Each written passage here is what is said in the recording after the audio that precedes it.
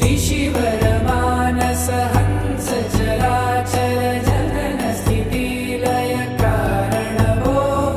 सांब सदा शिव शंभो शंकर शरणं मे तव चरणयुगम् अन्तःकरण विशुद्धिं भक्तिं च त्वयि सतिं प्रदेहि विभो सांब सदा शिव शंभो शंकर